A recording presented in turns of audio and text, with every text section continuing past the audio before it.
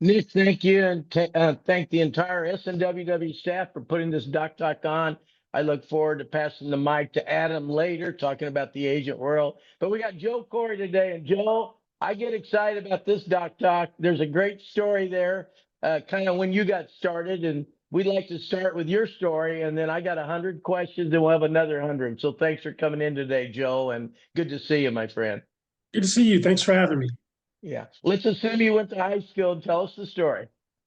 Okay, I'm from Nashville, Tennessee. Went to Emory University in Atlanta, Georgia for college. Played basketball there, was a shooting guard trapped in a point guard's body. So that was as far as it was going to go. Knew I wanted to be an agent when I was a junior in college, but had no idea how to accomplish that objective. Yeah. When I went to college, something like SMWW didn't exist. So Yeah. I decided to go to law school thinking if I can't figure out a way into the sports industry, I'll just be an attorney. When I was applying for law schools, one thing which was a necessity to apply was if there was a sports law class, thinking maybe that could help me. Then I'm thinking big city. I don't like cold weather being from the South, so anything above the Mason-Dixon line was out. There's this old saying, go west, young man. So that's what I decided to do.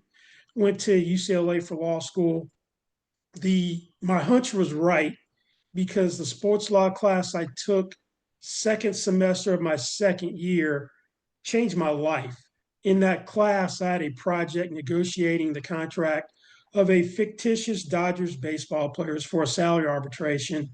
And my professor knew industry professionals.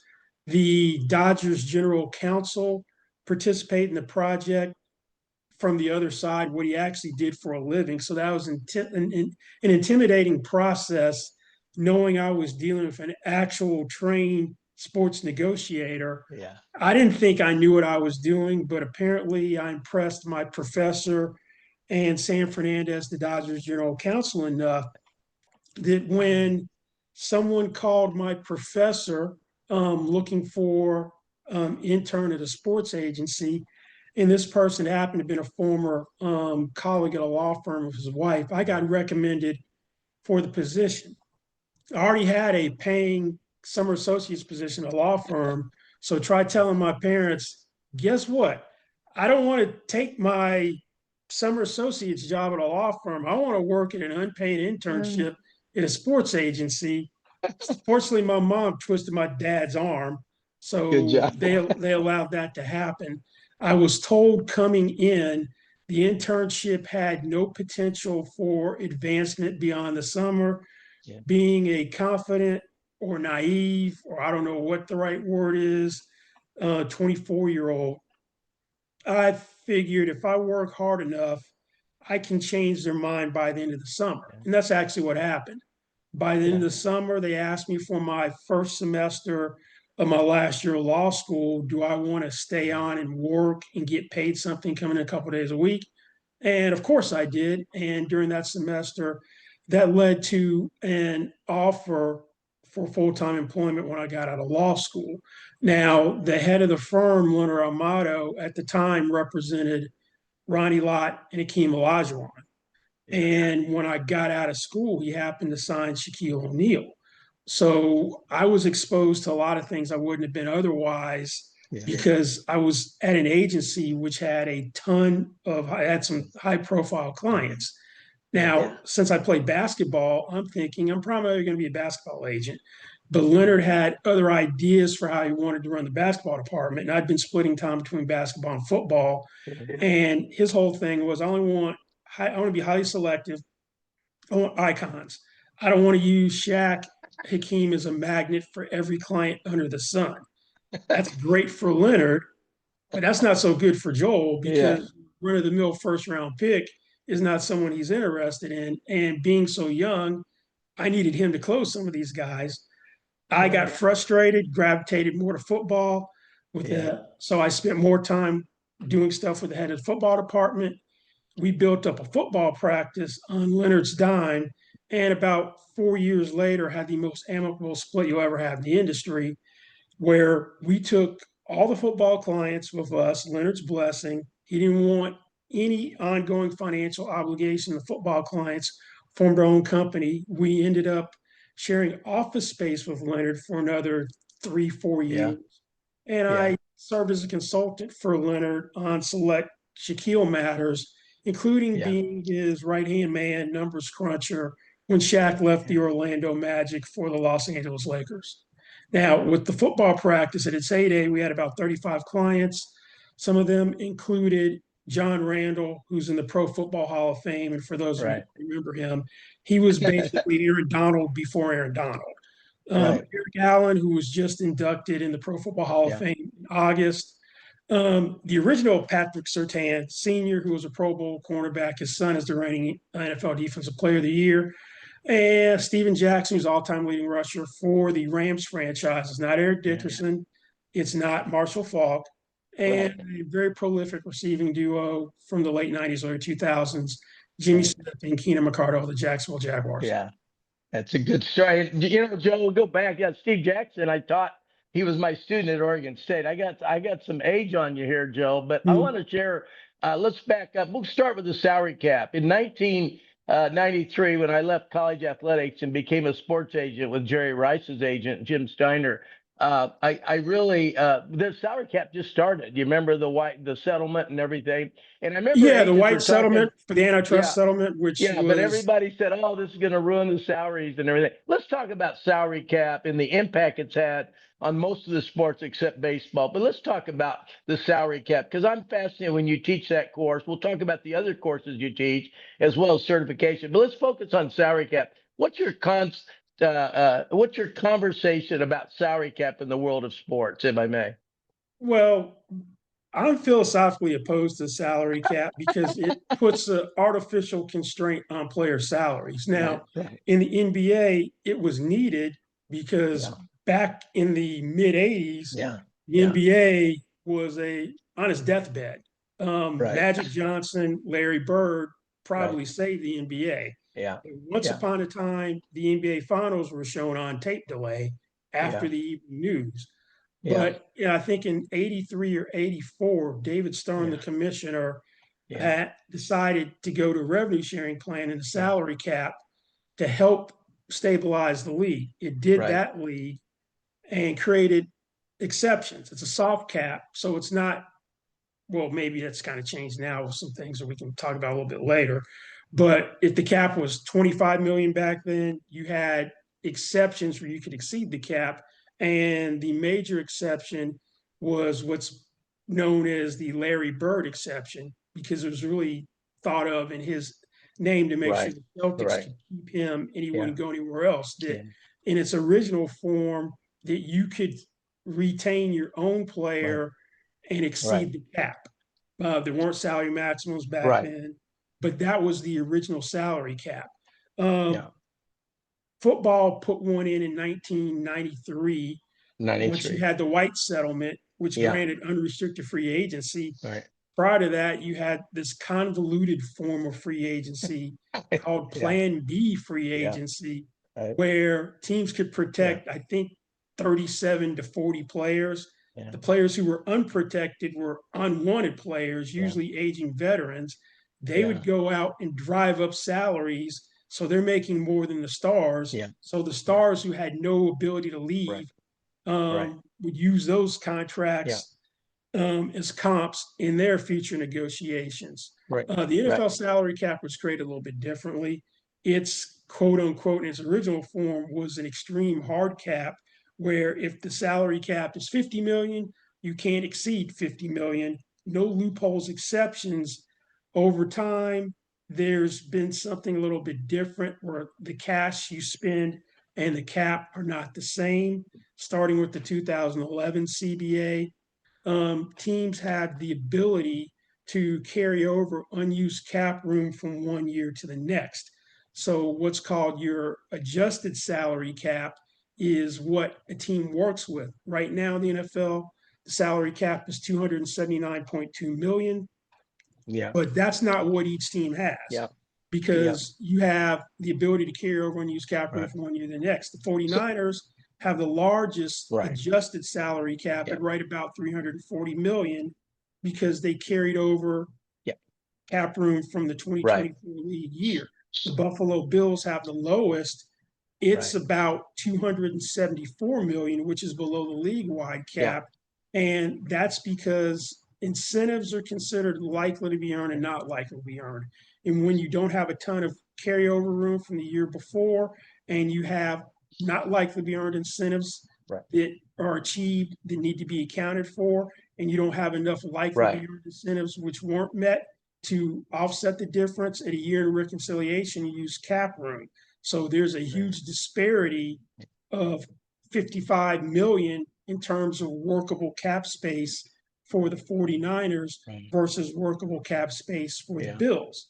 Joe, Because the let me ask you a question on that. We come into the class salary cap. The people that can benefit from a salary cap, and I've been saying this for years, way before we started, just how to be an agent. But let's talk about in the salary cap. Any general manager, assistant general manager, any agent, they all benefit from the knowledge of the working salary cap that you cover in the course. Am I correct?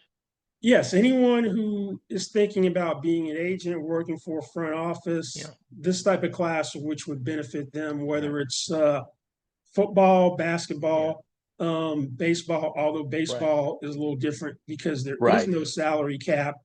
Yeah. That's the big sticking point for when the collective bargaining agreement expires after the 2026 season. Rob Manfred, the Major League Baseball commissioner, is pushing for a salary cap. Yeah. Historically, the players union has been, we'll have a salary cap Yeah. over my dead body. That was part Right. of the reason why you had the cancellation of the rest of the Uh, season in 1994, right. no Yeah. playoffs, no World Series, which really set back the Yeah. popularity of Yeah. baseball because that type of work stoppage. So Joe, I started this company almost 30 years ago. The Jerry Maguire movie came out. I was going after a guy named Ryan Leaf and lost him to another agent. That the point was the movie's coming out and I wanted people to learn how to be an agent. And Joe, you know, we're the only ones that have what we call an agent advisor program. What's exciting about this, Adam will be in later. Adam did not have certification. But before we go to your class on certification, how to take the NFLPA, let's talk about a little bit about what's going on in the world. Relationships drive the business. If you get Brian Dawkins out of Louisville, you'll get Ralph Dawkins out of Clemson. That's what happened to me. We've had a lot of success with agent advisors that don't have their certification. But let's go back to certification, the success you've enjoyed in the NFLPA, because a lot of people here today are interested in becoming an NFLPA agent. We not only help them get that first client, but let's talk about what you cover in getting ready for that test, which is not easy to take. Well, about a decade ago, we decided we would create a prep course for people who want to take the exam to be certified by the NFLPA to represent professional football players in this country. And the NFLPA was the first players union to institute a test. So everyone else followed suit. When I got started, you didn't have to take a test. There was an extensive background check. Basically, you pay your fee and you weren't an axe murderer. They'd certify anybody, but that's not the case anymore. It's the most difficult Yeah. test out of all the players associations.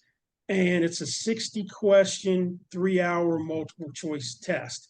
The passage rate typically is around 35 to 45%. My passage rate is typically 20 to 25% higher.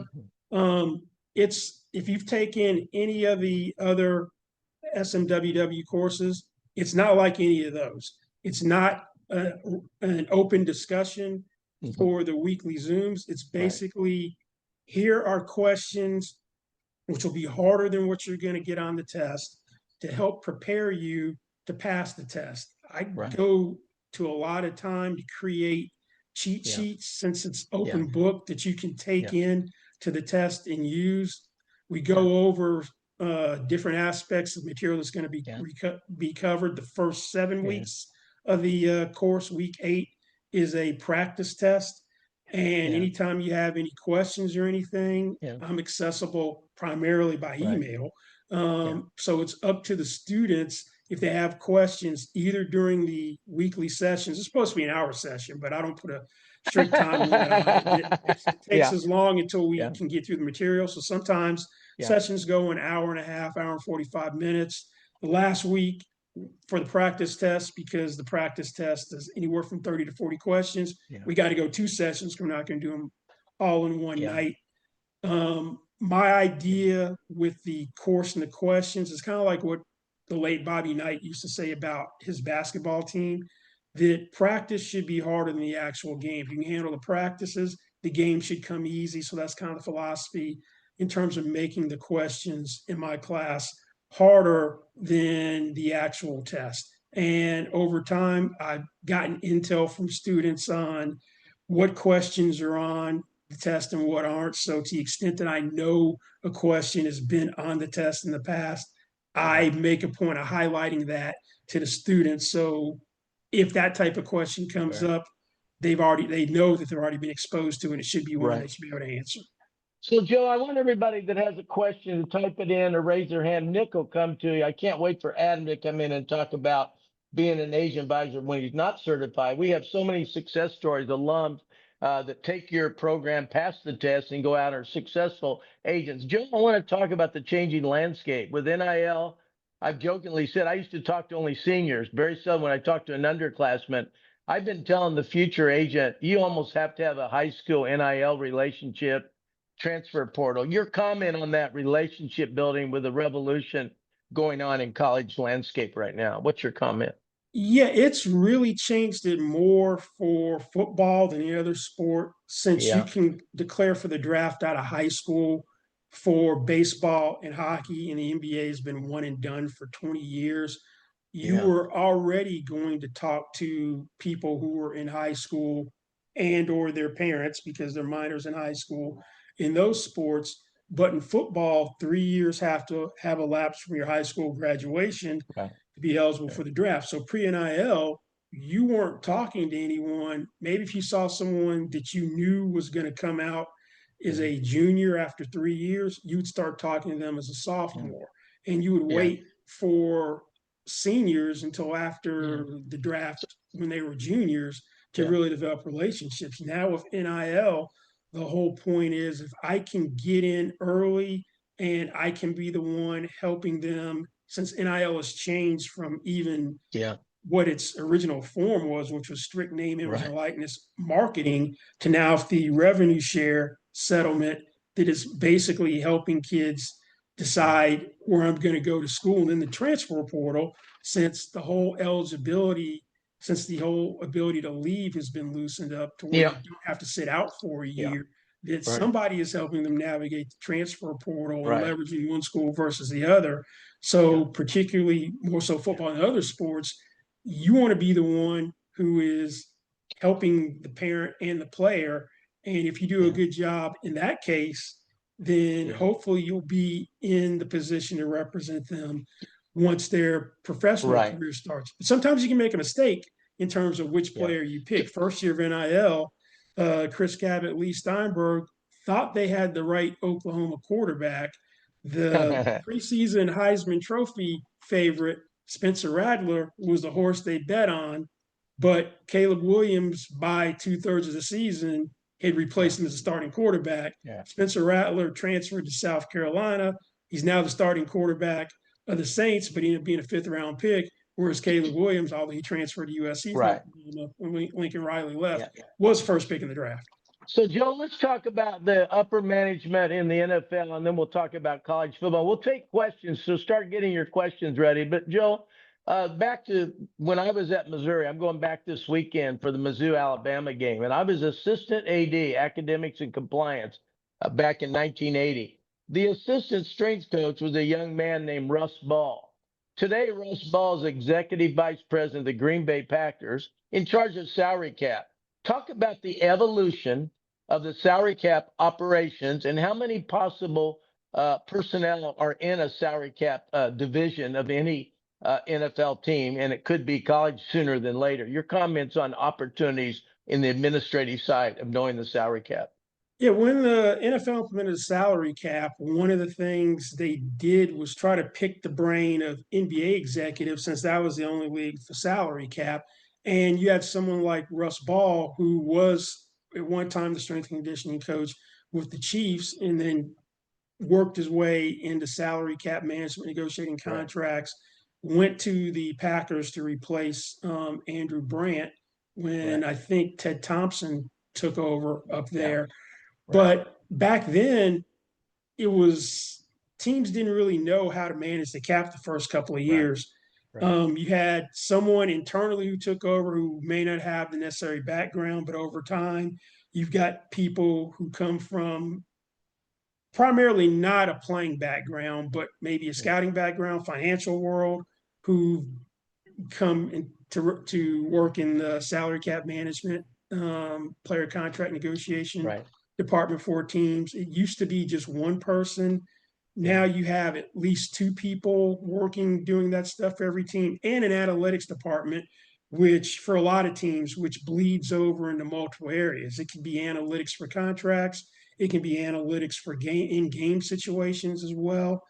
But that's one area where agents are at a disadvantage because of the number of people who are working on contracts that they have better information than the average agent and can look and dissect contracts in a way that most agents can't, just because of sheer number of people who are working in that department. And there's a lot of stability from that standpoint. That in Carolina, I remember Rob Rogers took over, became the cap guy in the late 90s, early 2000s, when Marty Herney went to the Chargers.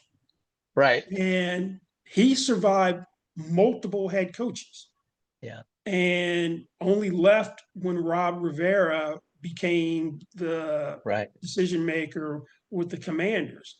Vin Marino, who has been there since 2007 with the Tennessee Titans, survives everybody. He came out of the league office. Ed McGuire has been with the Chargers for practically 25 years.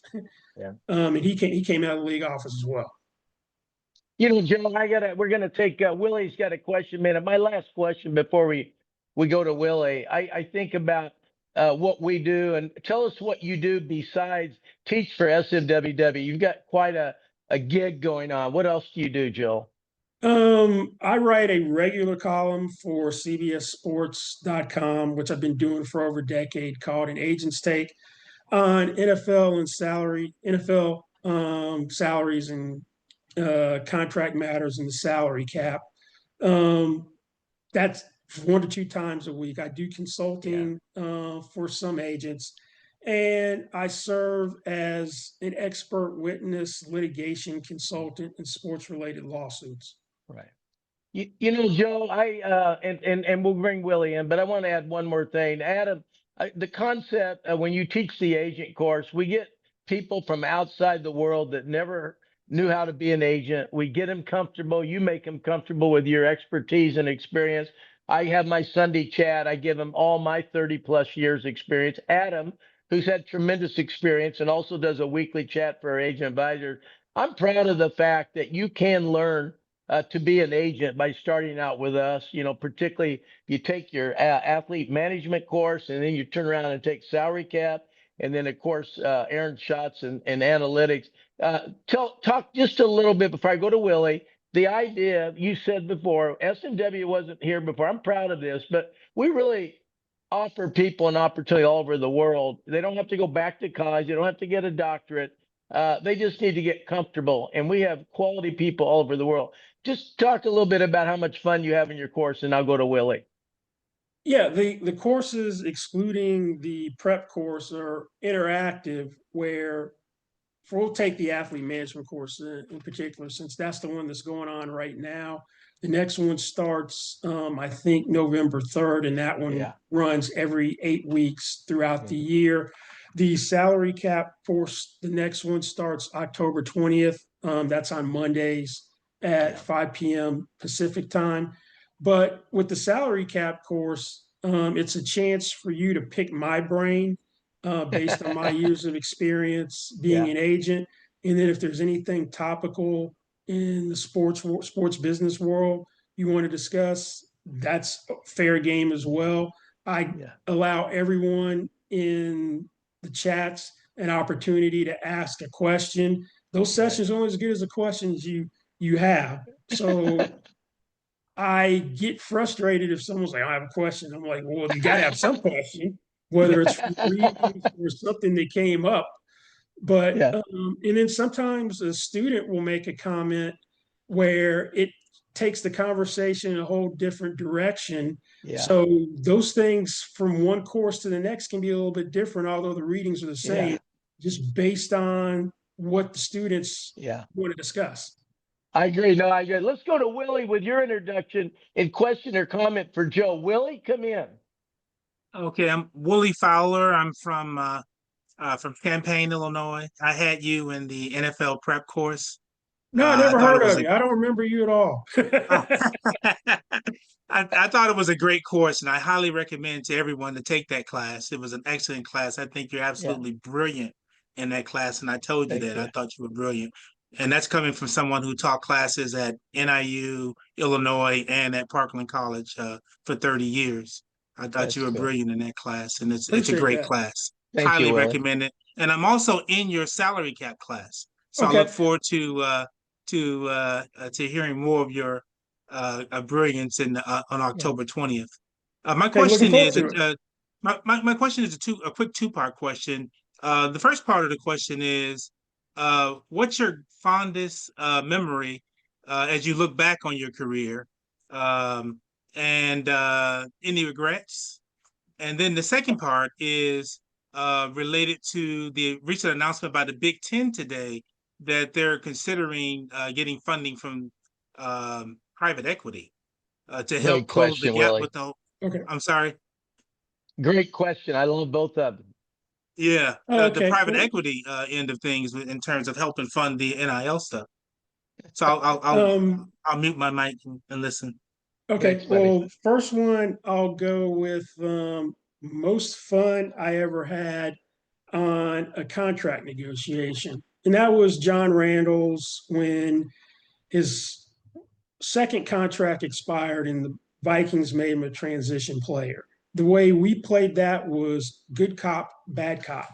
It came down to John going to the Miami Dolphins or staying with the Vikings. And back then, free agency was different. You didn't have the 48-hour period prior to go to free agency and everything got done. It went at a slower pace where everybody took trips. So signings didn't happen the first day or two. They trickled in over that first week for the Yeah. most part. But I got to play the bad cop, particularly with the Vikings trying to re-sign him. So I would keep grinding and asking for things which sometimes bordered on the absurd to get him to resign there if that's what they wanted to keep going up there. One thing we did do in that negotiation, which is the first time we ever did it, was have the accountant look at what was going to be the apples to apples net amount you needed in each place because my Florida has no state income tax and Minnesota does. So the competing offers were going to be a little bit different. Back then, you could do poison pills in contracts, and the transition tag meant that the Vikings could match whatever offer that Minnesota had if he signed an offer sheet. But the whole thing, if he was going to go back to Minnesota, was to take that out of the equation because with poison pills, we could have fashioned something which would have been impossible for Yeah. Minnesota to match. Ultimately, John ended up going back to Minnesota.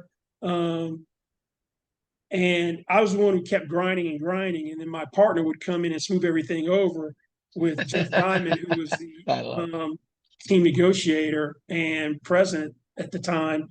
And it made John the highest paid defensive player in the league. And back then, you didn't have only guaranteed money was typically a signing bonus. Salary guarantees didn't exist. We were able to get salary guarantees in the first 3 years and no offsets with part of the money that was guaranteed in the second and third year. So when John got released from Minnesota after his second year, he was still making money from Minnesota when he signed for the Good Seahawks job. because there's no offset in the guarantee. That means you get to double dip. You get $1 from the guarantee in Minnesota and everything with Seattle instead of Minnesota being able to recoup what you make from Seattle. Now, biggest Second regret question, always Joe. relates to clients you recruit and don't get. And I'll say that would be Keyshawn Johnson. Okay. That was a case of no good deed goes unpunished. That back when he was after his junior year, you didn't have the NFL advisory board to help you determine where you were going to be drafted. We represented Keyshawn's best friend at USC who was coming out that year. So Keyshawn relied on us to help him make the decision whether to come back for a senior year or not. Yeah. And all we were doing was try to present him with the best information possible. And the information we got from NFL teams was if you come out right now after your junior year, you're going in the first round. I can't tell if you're going to be the first receiver second year, but you're probably going to go anywhere from 15 to 25. And back then there was no rookie wage scale. So if you went from a late first round pick to a top pick in the draft, it was significant financial difference, more so than it is today. So our whole thing was you can be a first round pick to come out now.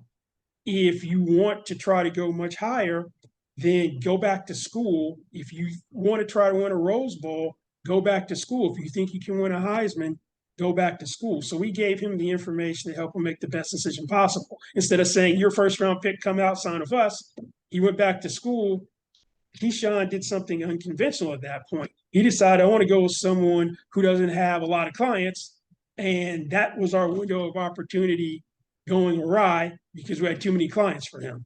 Yeah. So, hey, Joe, the silver lining that the first pick in the second round of the Jets was Alex Van Dyke, who is now going to be an agent advisor with us. He'll be in your class. It's a small world.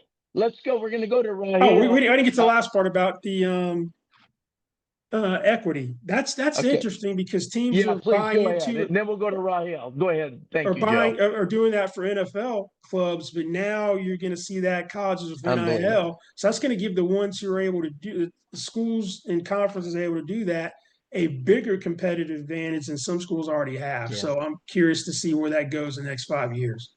And you know, Joe, speaking of Keyshawn, the interesting dilemma now is an athlete staying in school for more money than going out in the draft. There's a whole new ball game out there, landscape, if I may, and that's. But let's go to Raheel. We'll come back and elaborate on that. Raheel, come in with your introduction and question for Joe. Thank you.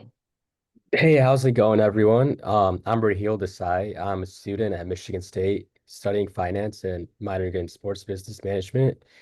And I decided that I wanted to pursue being an agent freshman year. And I've just had trouble like kind of putting myself out there. So I wanted to know from the both of you guys that what is like the best way that I could stand out right now and get ahead of a lot of people and kind of Raheel, help let me go first, Joe. And by the way, Jonathan Smith, your head football coach, was a student of mine at Oregon State. I got kind of rolling. Yes, yes. And you need to get in a course, and Joe will mentor you. But what young people don't realize, you don't need an agency to sign you or to hire you. You can represent athletes tomorrow with NIL, transfer portal, etc. Joe will tell you we're in a 3.0 revolution. You had the courage and maturity to step into this. You need to have the courage, and we have it for college credit, but you need to start thinking about being an agent now. Don't wait. You know, Drew Rosenhaus started in college. He's quite successful. And Joe will talk to you a little bit, but I'm so proud of you coming in. But we're right here, and this is the real deal. But Joe, your comment to the young man. Yeah, since you are young, you're on campus, Dr. Lashbrook is right that you could be an NIL agent, so to speak. There used to be this show on HBO, this sports news documentary show called Real Sport. I remember the first year of NIL that they did a segment they did a segment on NIL, and there were 4 Michigan students who decided to start a company and were representing Michigan athletes for NIL purposes. One of the guys was a seldom used player on the Michigan football team. And they also were doing NIL deals for opponents of Michigan. Yeah. So you can get started in that way. There have been Right. agents who have worked as managers for football. Right. For instance, Jimmy Sexton was the manager at the University of Tennessee. He was he's now one of the most prominent coaching agents and represented Julio Jones, Reggie White, among others. The founder of Athletes First, who used to work with Lee Steinberg, David Dunn, was a manager football team at UCLA. Lawrence Frank, who is the president of the Clippers, was a manager at Indiana for Bobby Knight's basketball team. So getting in that area might be one thing, or working from analytics for either the football or basketball department, since you are at a Big Ten school, could give you a way to distinguish yourself if you are going to try to get a job in an agency. Plus, you're young. So I try to get an internship someplace over the summer. And Joel, let me mention this. Rael, like Joel said, we have other courses. You could, with my reference, I'm sure that we can help you accelerate getting into the football office and being in the ecosystem. We also have our conference in Indianapolis at the NFL Combine. Joel comes by and speaks every year. We'll be at Orlando for the MLB conference. We'll be in the NBA Summer League conference. We're all over the world, but once you're part of our system, we're going to do everything we can. We have resume service, but we want you representing athletes. There's enough to go around now with what's going on in college athletics, and every parent is looking for advice. And Joe, I want to ask you this before we take another call. I think there's a conflict in the corporate agency. If you already have an Arch Manning at Texas and you got a really good quarterback at Missouri, you can't have him transfer to Texas. You already got a client there. Talk a little bit about these corporate agencies and so many clients, because I see it developing now with NIL and transfer portal. You've got a lot of individual issues out there. Correct me if I'm wrong, Joe. That's a good point. You used to see it exclusively with the draft, that if you had two players who thought they were going to be the top players at their position, they wouldn't sign with the same agency, because how can you effectively represent both? But let's say you've got two of the top quarterbacks who are going to be in the transfer portal. They're both vying for the same school, so you can't necessarily effectively represent each one to the fullest ability, because let's say they both want to go to this one particular school, then you've got an inherent conflict right there. So that's something that to keep an eye on for the future. Someone who only has one client or doesn't have a lot of clients, or you're that only client for that person, can give that player the individual attention that his career deserves. Whereas if you're at someone who's got a ton of clients, then you're not necessarily getting the representation you may need for that particular instance. And so, Joe, we'll go next to, I think we got Trey next, but I want to also remind everybody that we, every week with Adam's his weekly show chat, he'll help students with navigation of where I should go to school. It's a tough business out there, and it's very personal. Let's go to Trey with your introduction, and then we'll go to Ryan. Trey, come in. Hello. How is everybody doing? Good. Thanks for coming in. Thank you. I appreciate it. I'm happy to be here. So I'm kind of in the same Where you boat as from? Rael. I'm currently a junior at The Ohio State University, and kind of to piggyback off of what he said and kind of what you guys said as well, kind of doing the manager thing for a football team. I dipped my toe in that this past year. It's a pretty valuable experience. Ended up moving on to an internship, which I'm doing right now with the Columbus Blue Jackets. And I know that you said something about kind of doing an internship this summer. I was kind of wondering which direction would you go in that role of like what would you exactly look for and that type of thing. Trey, great to have you in, and congratulations on what's going on at The Ohio State. I'm so proud of you getting in the ecosystem. To be honest with you, we even have a virtual internship program. We've had kids from Michigan and Michigan State get college credit where you cluster a few courses and conferences, and there's a virtual internship program. That's on our website. I believe in internships. I also believe we designed our courses to be an internship. They're a lifetime membership. We continue to mentor you. And so I just urge you to give us a chance to influence your navigation, whichever direction you go.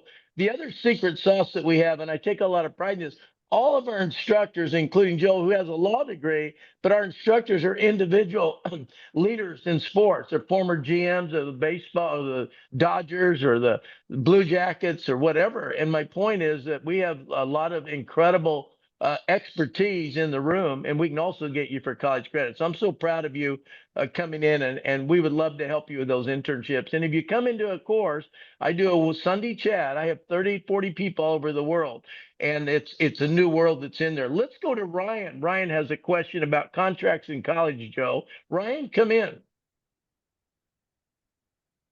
Hello, Dr. Lashbrook. How you doing? I'm good. Thanks for coming in. Yes, sir. My name is Ryan Duffy. I live in San Antonio, Texas. I'm a little older than some of these guys. I'm about 42 years old, but I'm the founder of the Ultimate Athlete Foundation. It's a nonprofit here in the San Antonio area that I work with underprivileged and at-risk athletes, ages 7 to 22. What we do is we help them from a academic standpoint as well as an athletic standpoint to help them get the best opportunity possible, opportunities at college, scholarships, things like that. You bet. What's your question? So what I've noticed a lot of, I get questions from, some of my players, some of my parents, this transfer portal has been kind of a hindrance to a lot of these smaller universities and colleges, especially ones that are trying to compete, get to the, Power 5 conferences and things like that. Do we see at any point maybe some contracts coming from the universities to say, hey, I'm going to give you this deal, but you need to commit to 2 years, 4 years, things like that? Let me answer that, and I want Joel to answer it with me. I'll give you my first comment. We're in the wild, wild west. There's no guardrails today, and that train has left the station, and it's still crazy out there. There will be some guardrails someday. I want Joel's comment on that. I will share with you, you're doing all this work. You have what we call relationships. Relationships are 90% of the business of being a sports agent or NIL agent. And I really believe in, I always tell my students, adrenalize today and monetize tomorrow. You have these relationships. You know the kids better than anybody else. You actually should be representing them on where they should go to school, transfer portal, NIL. We can teach you the business, but I'm so impressed with what you're doing. And I'm not trying to sell you a course, but you have relationships and know the player and family better than anybody. So keep that in mind. But Joe, I want you to comment on the upcoming or no coming of contracts and legislation. It's crazy out there, Joel. Oh, you're already seeing that with the Big Ten. The Big Ten had a very one-sided contract they were trying to get players to sign with the revenue sharing coming into existence last January for football. And it was the talent of whoever was helping the person in the transfer portal to make it more favorable. Some of the payments would extend beyond the transfer portal. When you get into the first transfer portal, now the second one's going out the window in the future. So you would not get those payments if you entered the portal. And sometimes it would say that if you entered the portal, you would have to give back a certain amount of money or forfeit money. So that's already coming. One of the interesting things about what the Big Ten was trying to do was it would specifically say, these are not pay for play, but in the body or the language of the contract, there would be provisions that the amount of money could increase or decrease based on performance. So which one is it? Because they're in conflict with each other. But getting to another thing you touched on, given the Diego Pavia ruling that the junior college years don't count towards NCAA eligibility, that's going to be a new way people go. Well, I'm not ready to go to a Power 4, Power 5 conference. I'll go the JUCO route, and I'll still preserve my 4 years of eligibility. There's a Hall of Fame quarterback that started out at a JUCO, Aaron Rodgers. So that could be a viable option. And you're right that the schools at lower levels are going to continue to lose players. The first pick in the draft, Cam Ward this year, started out at Incarnate Ward, then went to Washington State. Yeah, that was kind of a tongue twister. Then went to Miami. So given there's no penalty for transferring in terms of you don't have to sit out a year, you're going to see that more and more. Yeah. Joe, real quickly, and I'm going to Darian next, and then Adam's going to come in. But Joe, this international, we know that there's legislation and courts have already been involved. You know, the kid from Purdue that played in the Final Four supposedly didn't get any NIL, but he could get passive NIL. Joe, I predict very soon the lifting of those restrictions where athletes internationally can come to a university and get NIL. I think there's too much booster political support for that down the road. Your comment on international and NIL in the revolution that I think we're in right now. Yeah, I think you're right. I remember, I guess 3-4 years ago now, Kentucky took a trip outside the United States for a basketball team, and Oscar Tshiebwe was able to generate income that way. So I think you're right that you're going to see it coming. We're international students. The rules will be relaxed. Can profit off NIL. Right. Let's go to Darian, and then I'll bring Adam in to kind of close out. Joe, this has been a fabulous doc. Darian, come in with your introduction. Can y'all hear me? Yes, thanks for coming in. Well, I bet that was the basically kind of question I was asking. Was like if you getting a younger player, I was thinking a lot of younger players sometimes want to get paid and they don't want to go to college, so they might go over international. But it's a lot of international people that want to get here. So how would you be able to maybe combine that to be able to, you know, communicate and network with that going both ways? So Darren, real quickly before I pass it to Joe, we have a network of over 164 different countries. We're creating a global ambassador program. Joe, you'll like this. I'm a kinesiology professor, and there was 206 bones.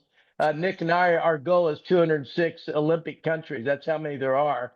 And we want to get 206 global ambassadors. Darren, the day's going to come very soon in our company. We're very scalable. You'll be working with, let's say, an Asian advisor in Africa or in Europe that has a player, and you're close to a college town. I think a lot more co-representations going on. Who knows the family and the culture better than the original Asian advisor? But who knows the situation in a university town better than somebody in the States? And I think that's happening. That's the networking that's going on. And Oregon State last year in basketball had 7 different players, 7 different countries, 7 different languages. The top draft pick at Oregon State in baseball, the Cleveland Guardians 2 years ago, is from Australia. We're seeing a revolution of globalization. Joe, your comments on globalization?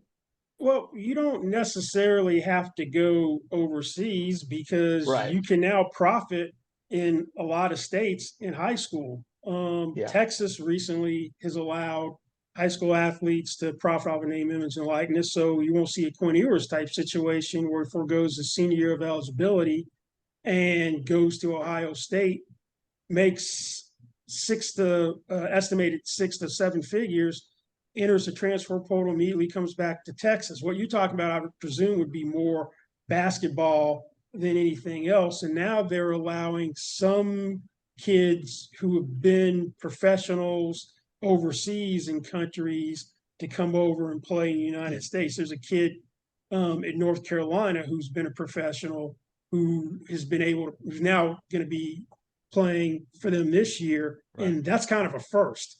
But typically, if you played professionally overseas, you weren't going to be able to come over and play here. I did read something about someone's trying to institute something that if you played in the G League, that maybe you'll be able to retain some college eligibility. So that's going to be interesting if that gains some traction. You know, Joe, before I pass the mic to Adam and bring Adam in, who does a super job mentoring all the students that go through your program, we're talking about your salary cap, athlete management, NFLPA prep. We have our conferences, baseball, football, Senior Bowl. It's pretty exciting. Joe, we're lucky to have you as a faculty. Adam, come in and say hi to Joe and let Joe leave when he wants, and Adam will take over with your questions. Adam, I appreciate you and your loyalty and your mentoring. Glad that you had time to come in as you raise your child and do 1,000 other things. And go Packers, go Brewers, and go Kansas City Chiefs tonight. Well, I don't know about the Chiefs, but anyways, thank you, Dr. Brooke. Hey, Joel, very good. How you doing, Adam? Oh, I'm doing excellent. Very good to see you. It's been a while. Yeah, it has been.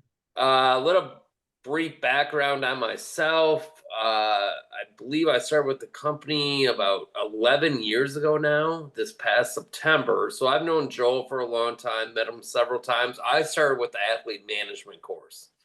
And back. That's right. I do remember you in that. Yeah. So after I finished the athlete management course, we didn't really have direction after that.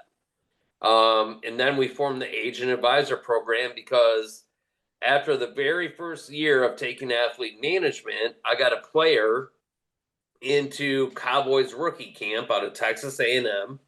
And that was the very first year. I finished athlete management in September, I believe. And Joel and I stayed in touch and we'd meet at conferences, which I'll talk about here in a little bit. But I got edge rusher out of Texas A&M, invited to Cowboys rookie camp, reported underweight, and I was a new agent. So the Cowboys called me and they're like, hey, he came in at 240. Like, we're going to have to work him out at safety. So right there, I knew that the footwork you use at safety compared to defensive end was, it probably was not going to be an invitation to OTAs. But that's my first experience. Second year, I get a little player out of Eastern Oregon University, and this is what people need to know about, is there's diamonds in the rough. And that was one of my best recruits. His name was Jace Billingsley, and I got him into the Nevada Pro Day. It was back when they had Colin Kaepernick, and I'm telling this story because I think it's really cool. He goes to the Nevada Pro Day. All the pro scouts are there because they want to see Colin. Jace runs a 4.3540, and he was from Winnemucca, Nevada. The head coach of University of Nevada looks at his coaches and says, how did we miss this kid? Runs the 4.3540, turns some heads. After the draft, I get a call from the Lions saying we want Chase as a priority free agent. Offered him a priority free agent contract, and ever since then, I've repped 11 different players in the NFL. And a lot of them spent 4 years. Kyle Sloter, who you remember, Joel. Yep. Quarterback, he spent 7 years, and I represented him the whole time. And Joel taught me a lot. Meeting him at our conferences. So we do conferences at all the major events. Our football one is in Indianapolis, based around the NFL Combine. Joel is always there. We do hockey at the NHL draft because all the executives are there. Baseball at the winter meetings. Basketball at the summer league. And then we have some soccer meet and greets and other things like that. And getting back to Joel, he not only instructs athlete management, he has his NFLPA prep course. So for a lot of people and I should eventually do it because I've represented so many players, but I like the situation that I'm in. But he also teaches our NFLPA prep course, which if you are applying to take the NFLPA exam, you need a master's degree. But Joel, out of the students that take Joel's NFLPA course to prep for that, it always happens in July. You got to send your applications in during the month of January. The passing rate last year was 43%. For people that took Joel's course, that passing rate went up to 91%. And the only reason why it's not 100% is because we get phone calls from people 3 weeks prior to taking the test and say, I just want to get some examples and get into a course. Well, the CBA in a lot of sports is a lot to learn. So those people are kind of behind. But otherwise, Joel is a great instructor. I can't say enough about him. And he also does a salary cap course. So if you've already taken athlete management or any of the agent courses where where the sport has a CBA, I highly suggest taking the salary cap course, because I've had to negotiate deals. So basically, let's say for football, obviously there is a salary cap. And the first contracts, when players get drafted or priority free agents, they're pretty much already slotted of how much money you're going to make. There might be signing bonuses that you can adjust and things like that. But it's the second contract that really you need to know how to negotiate those. And you need to know what the CBA says in the negotiation, and you need to know what other players are on that team, how much they already have spent on their salary cap, and what to ask for that player's second contract. Joel, if you want to comment on the salary cap course a little bit, feel free. Yeah, the salary cap course, particularly for people who are going to take the NFLPA exam, you might want to consider taking that first, because it'll introduce you to topics so they're not totally foreign concepts when you take the prep course. Because some of the material covered in that, you'll get your feet wet, so you won't be as perplexed when you start taking the prep course. But that course covers all sports. It's not exclusive to football, touches on basketball, baseball. So it doesn't matter what sport you're most interested in, the salary cap course could be beneficial. Yes, and getting back to the athlete management course, Joel has a background in not only football, he represented a lot of big names in basketball as well. Joel's very humble. So, if he wants to talk about that, he can. But it covers that. I started with athlete management because I didn't know if I wanted to represent football or basketball. I played a lot of baseball, but it covers the four major American sports. For soccer, we have a soccer agent course, which take that because neither Joel or I have really ever messed in soccer. So take the soccer agent course with Mikhail. But the athlete management course was perfect for me because I started out in football and got that going and represented a lot. But then I had a basketball player. I graduated from University of Wisconsin, Green Bay. There was a basketball player named Kiefer Sykes that was there, that was projected to be drafted in the second round. But they also had two other players on the team, Greg Mays and Alfonso McKinney, that they could play professionally somewhere. So I met Brett Canis, one of our other, he's NBA PA certified. And I met Brett in Green Bay because it was still when I was living in Oregon. Now I relocated to Green Bay. But he met me here. We met with Kiefer, but we also met with Greg Mays and Alfonso McKinney.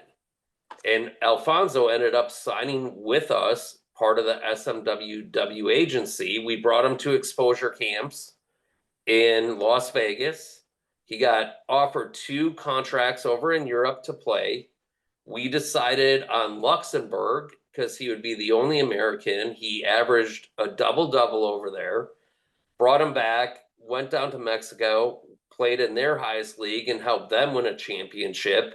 Went over to China, played a 3-on-3 tournament where Randy Brown was the head coach of that 3-on-3 team.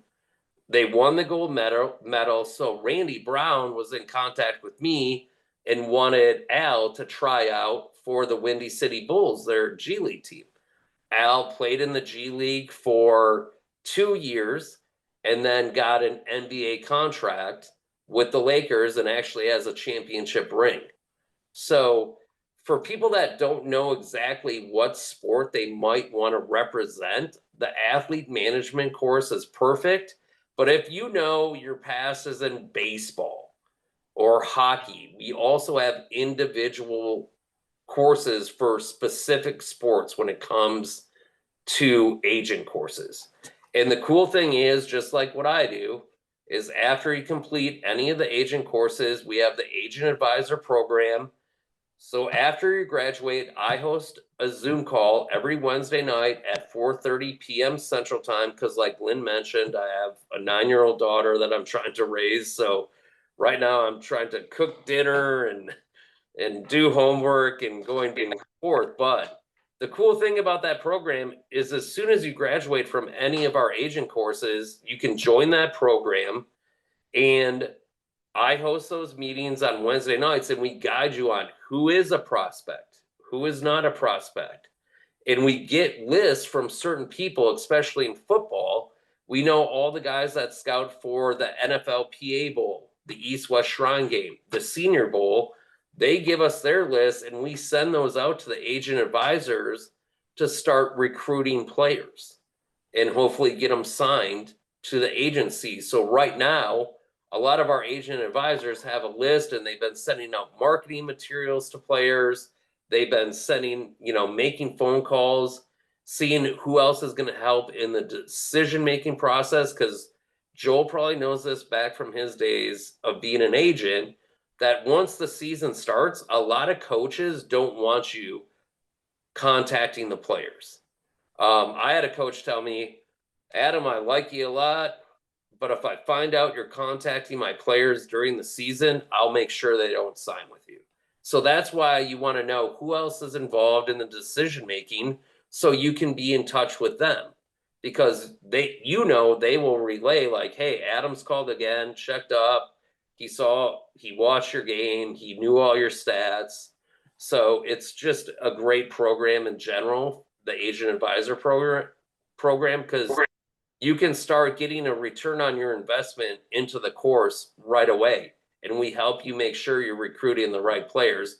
Because another thing I always tell all the agent advisors, and Joel, you'll probably agree with me on this, is if a player is reaching out to you for representation, there's a reason behind that. That is very true. It means no other agency wants him, and he's probably not worth your time. So we teach you how to go out and find your own prospects. I mean, Joel, it happens all the time. You get these 27-year-olds that still think they can play basketball or football. Oh, I got a great one. I'm going to go ahead. I have a friend who's an agent that got an email a few years ago from this guy who hadn't played football since high school, but wanted him to represent him because God told him he was going to play for the Dallas Cowboys. And he forwarded the email to me, and I was like, wow, that's the most unique one I've ever seen. Obviously, that's not someone he thought had any potential to be a client, but sometimes they can be that far out there. Well, and very deceiving as well, because here, what you have to learn in the agent business too, and I'm sure Joel will agree with me, is that I've represented players that teams had a lot of interest in. I'm not going to say any names, but I represented a lot of quarterbacks in the past, and Kyle was very successful. It's been 7 years, but there was another quarterback I represented, and I was in touch with the Rams, and this is back when Liam Cohen was their quarterbacks coach. So I'm in touch with Liam and McVay during the draft process because they're like, oh yeah, we're going to draft him. And then it got down to the 7th round. So you kind of fudge a little bit, and I say, hey, I looked up their draft pick. They had the 2nd to last draft pick. And the Minnesota Vikings had the 5th to last draft pick. And I knew they were also looking for a quarterback. So I told the Rams, I'm like, hey, I think Minnesota might take them, what can we do? And they're like, well, let's just see how it shakes out. And then Minnesota drafted a guy out of Iowa. I can't even remember his name. So then right there, the Rams knew that he wasn't going to get drafted. They didn't draft him, but we already had worked out a priority free agent deal for him. So I knew he was going there anyways, and they gave him a really decent signing bonus. But you get lied to by the players in regards to how many scouts have looked at him or who has come to see him. And you also get lied to from the NFL reps that you're talking about, I just had a guy this year that I was talking to heavily with the Bills saying that they definitely wanted him and they wanted to bring him in. And then the draft happens and everything goes silent. And then I get the text, we decided to go in a different direction. And Joel, I'm sure you can attest that it kind of happens. Yeah, that's kind of the nature of the beat. Advisors don't trust circumstances will change from a team having a need, and then the draft or someone signing free agency, and then that opportunity may not be what it was or may not exist anymore. Yeah. But that's just one thing you have to overcome. And I always tell our agent advisors, don't believe anything until it's in writing. And that's just part of the business. Like you're going to get a lot of no's when it comes to signing with you. But the yeses you do get, you just work really hard on those people. And a few other things I need to mention, as Lynn mentioned, I think earlier, you can get college credit for our courses through Fort Hays State. We have a partnership with them. If you're interested in taking the NFLPA exam, but you don't have your master's yet, we do have a partnership with Concordia University of Chicago for a master's in sports leadership, which is a lot cheaper than several other masters. And they also have the master's program and a doctoral program as well. And then all of our courses, what I love about them, just like Joel, is that everyone that are mentors and instructors for our courses they've worked in the industry. They've been in the positions that you want to be in. And they're all 8-week online courses. You have live Zoom meetings with the instructors on a weekly basis. Joel's Zoom meetings for his athlete management course are 9 p.m. Eastern time every Wednesday. Most of the Zoom meetings go 90 minutes, I would say. And they're all recorded and archived because we understand that life happens. So if something comes up to where you can't make it, it gets sent to you. You can watch it on your free time, and you'll have access to Joel via email if you have any questions. And we have everything from scouting courses, analytics courses, media courses, broadcasting, and the things, what I like to tell everyone that's thinking about taking our courses, what our courses do for you is get things on your resume. It's great if you coach baseball for 20 years or, you've been working in health analytics for 10 years, but you want to transition that into sports. What I say about our courses is what our courses do for you is get things on your resume that teams are looking for to bring you in for the interview process. Because you can send a resume. I'm from Green Bay. One of my good friends is on the board of directors for the Green Bay Packers. I have Coach LaFleur. I have a cell phone number in my phone. Gene Eric Sullivan, their co-director of player personnel, I know him personally. But if I want to work for the Packers, I can't just text them or send in my resume and say, hey, I want to start working for the team side instead of being an agent. You got to bring something to the table. Even though I know those guys personally, they'd be like, okay, Adam, for scouting, do you know the National Bledsoe scouting systems? Do you know the grading scales? Do you know how to write football scouting reports? Fortunately enough, I do, because once I became an agent and I went to my first pro day and I started talking to scouts that were interested in my players, they started talking about the grading scale and what grade they had on them. And I didn't really know how to combat what grade they might have and what grade I might think they deserve. So I took our football GM and scouting course as well, because then I understood what professional scouts were looking for in guys that could play professionally. And then I knew the grading scale.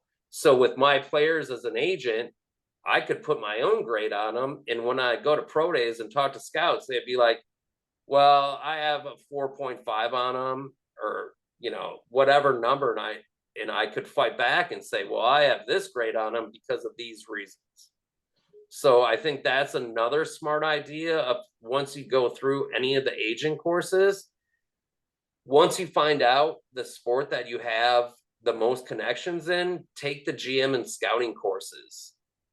Because that way you understand what players can play professionally. Joel, any comments on that? No, that's great. I'm going to have to step out, but yeah, go ahead. Thank I you so much for appreciate you guys' attendance and hope to see you guys in the next athlete management course on the 3rd, or either salary cap course on October 20th. Thank you for your Thank you time. so much for coming in, Joel. Hey, by the way, very good to see you, man. I hope All everything. right, likewise. Yeah. Take care. I'll have to let you know when I'm coming out to Vegas. Sounds good. All right. Thank you, buddy. Thank you. All right. So, Nick, anything else that we might want to follow up on?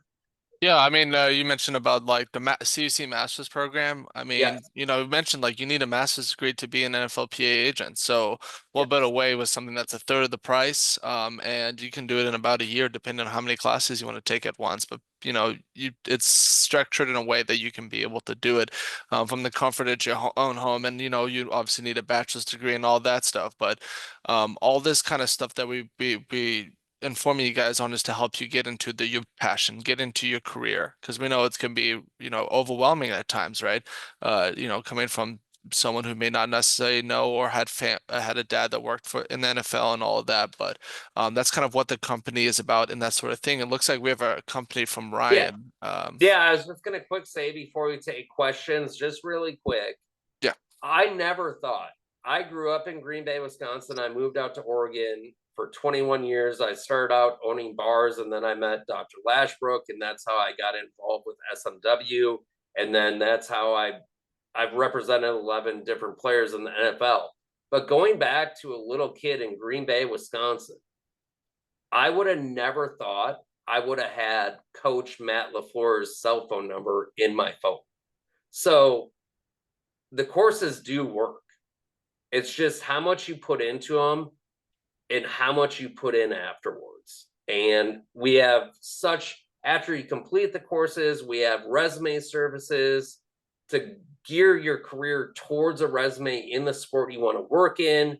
We have job links area of all the teams that are hiring and for certain positions. And also teams now come to us because we do those conferences. So teams are very familiar with us. So teams now reach out to us. We've been in business for 25 years. So now teams reach out to us and say, okay, we're looking to hire an area scout. Can you please post this position to all the graduates of the football GM and scouting course?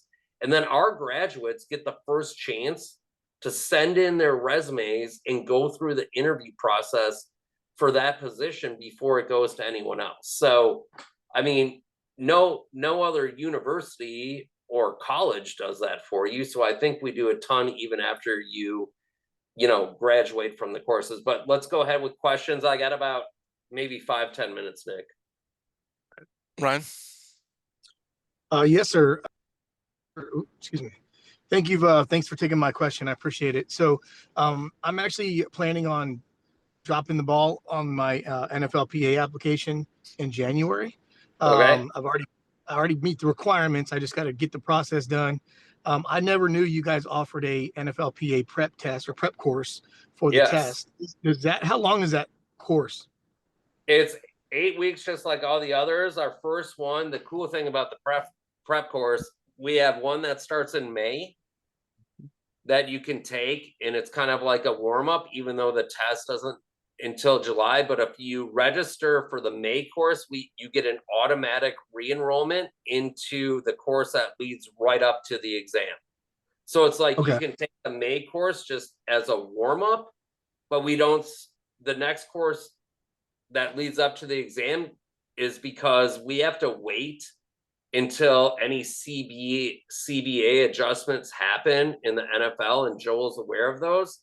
But so the first course goes over just basics and what you want to be looking at. And then the second course, the adjustments have been made to the CBA. And then Joel sends out questions that you're going to see exactly on the NFLPA exam. The numbers might be a little different, but the philosophies of how to get the answer are exactly the same. Right on. Does that course cover kind of post test? Like, okay, once you're done, you're waiting, you got approved, and then. So here's how it works. The NFLPA is a little slow.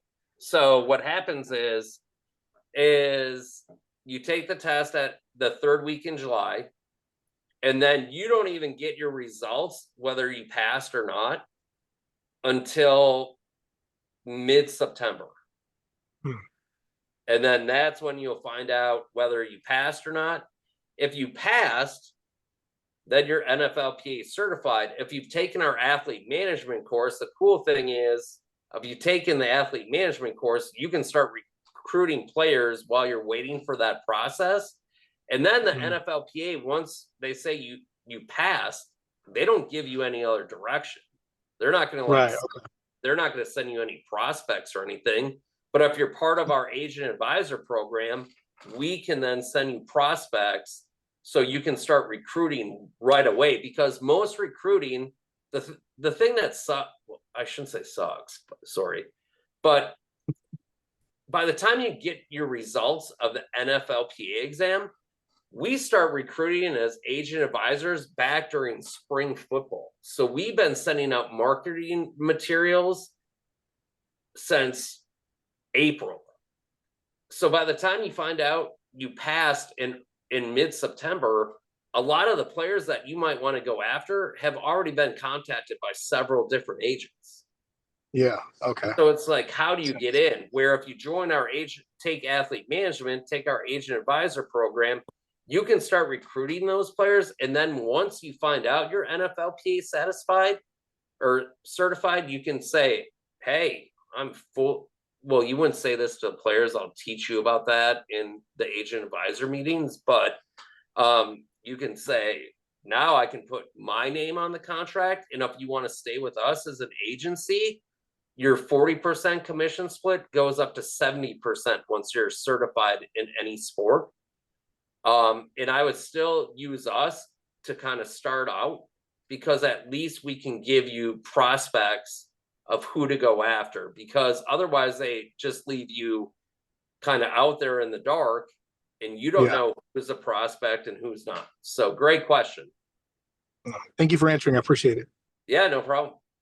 Ryle, let's get you. This might probably be the last one here for Adam. Yeah, then I'm going to have to wrap it up. Yeah, I had another question. I wanted to know if, like, what's the best way to take advantage of the football career conference that's in Indianapolis this year, and kind of like really what's simple. the best? Have you taken any of our courses? No, not yet. No. Okay, first of all, I take one of our courses. What are you interested in? Sports agency. Okay, take athlete management.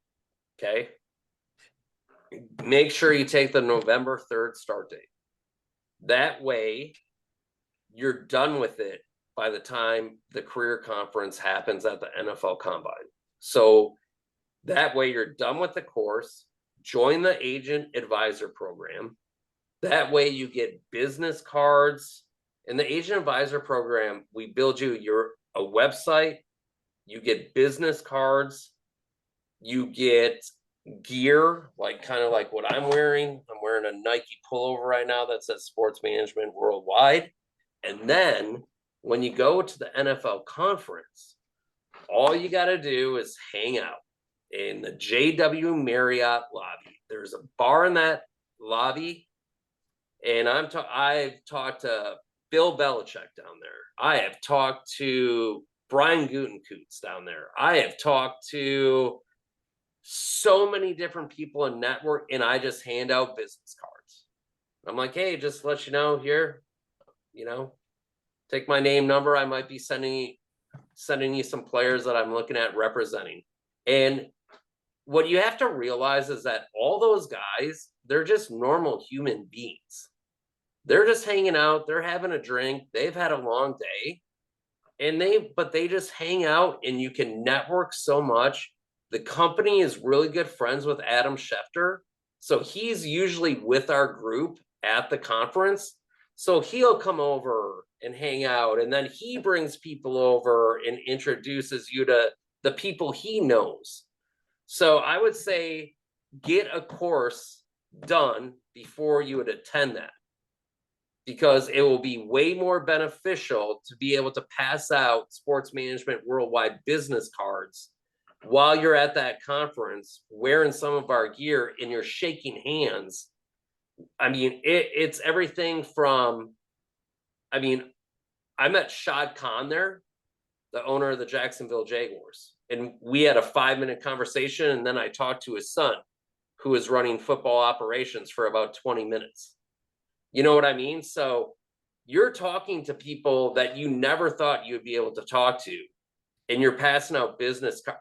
But to have that business card to pass out is the big difference than just going up and being like, oh, nice to meet you, Shad Khan. And then what else do you say? Then you can say, hey, I'm working for SMWW. Here's my business card. Well, you would never send him players because he's the owner.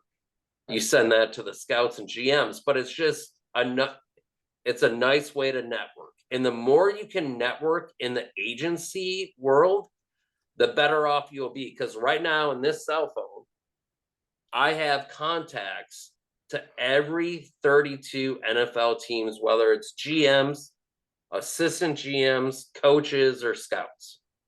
And the way you do that is passing out business cards at that NFL Combine Conference. So that's the advice I give you. Thank you. You're welcome. Yeah, definitely. Hey, get on that athlete management course as soon as possible. I'm telling you. I have a question for that again. Is it like, does it count as college credit? Yeah, we can get you college credit. We have a whole student services department. Nick's part of it, that once you graduate any of our courses, it's a process to just where you enroll with Fort Hays State as a non-degree student. You go through this process, and then you can get 2 elective credits for each one of our courses you take, and you can take up to 3. And then Fort Hays State just transfers those credits to whatever university you want them to be transferred to. So, sounds good. I mean, for Thanks. kids that are, I'm calling you guys kids because I'm older, but for kids that are in college, like, that's a no-brainer. Instead of taking philosophy as elective credit, why don't you take one of our courses that you're actually interested in and get college credit for that, instead of having to sit through a boring philosophy course? Because that's what I had to do back in my day. Anyways, all right, Nick, let's wrap it up, bud. I got to go check my dinner and everything before it starts burning. Yes, yeah, that won't be good. But thank you again for coming in, spending the time. This was recorded, so a Doc Talk recording will be sent out to all the participants and registrants for the Doc Talk once it is done rendering. So I expect that within the next couple days. But other than that, if you have any other questions, please email the following email I'm going to put in the chat. If it's general, yep. We'll see you, Adam. Yeah, I'm gonna hop out, Nick. Okay. Sounds good. If you All have right, any generic questions here, email info@smww.com. That's a really good way, even if you just want free career advice. We have people like Adam Klemick on our staff that sit here and make calls and help people, hey, I'm interested in, working in football. I'm interested in being an agent. Like, these are the sort of people they can be able to talk to if you just be able to give a call. And I can even put our office line right here in the chat so that you guys have that as well. So other than that being said, thank you guys for coming. So you'll be receiving email here in the next couple days about the recording. If you're interested, want to chat more, you can email us at info@smww.com, or you can call us at the 503-445-7105. Well, with that being said, I hope you guys have a great rest of your day, and hopefully you guys are watching the Chiefs game coming up here pretty soon. But have a great rest of your day, guys.